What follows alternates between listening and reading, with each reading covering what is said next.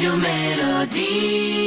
Bonjour Christiane. Bonjour Vanessa, bonjour tout le monde. Alors pour conclure notre chronique de la semaine précédente, nous continuons ici de prodiguer nos conseils pour la protection oculaire, Christiane. Alors déjà, porter des lunettes solaires lors de toute exposition au soleil, on a parfois tendance à l'oublier. Des filtres anti-lumière bleue pour le travail sur écran. L'œil est avec la peau l'organe du corps le plus sensible aux dommages causés par le soleil. Très sensible à la pollution, aux écrans, au stress, au tabac. Les yeux se fatiguent avec le temps. Les premiers symptômes tels que picotement, sécheresse, sensation de brûlure ou de fatigue doivent inciter à vous en occuper. Alors, il faut aussi stimuler la microcirculation. Alors mieux les yeux sont nourris par les nutriments, nous l'avons vu la semaine dernière, mais aussi l'oxygène, plus il est difficile aux pathologies oculaires dégénératives de s'installer. Alors il y a deux plantes, le ginkgo biloba et le chrysanthellum americanum, qui favorisent la vitalité des capillaires. Ces minuscules vaisseaux, souvent défaillants avec l'âge, en agissant sur la qualité de la microcirculation sanguine qui apporte le nécessaire aux cellules de l'œil. Alors on prend 2 gélules de chaque plante 2 fois par jour, midi et soir, en cure d'1 mois, à peu près 5 fois par an. Le pollen frais congelé de saule à raison de 15 grammes par jour, je dirais 30 en cas de DMLA avéré, des sels de Schussler, donc en homéo, ferrum phosphoricum 6DH, calcium sulfuricum 6DH, calcium muriaticum 6DH, une cuillère dose ou 2 comprimés par jour loin des repas. Et on laisse un peu fondre en bouche avant d'avaler. En homéopathie, on a aussi l'homéopathie organothérapie, la rétine 4CH en 3 granules matin et soir à alterner avec rétine 9CH pendant 3 mois. Il y a des vitamines aussi qui sont importantes, comme la vitamine D, la vitamine E par exemple. Oui, supplémentation de vitamine D de septembre à mai dans nos régions où la grisaille prédomine, surtout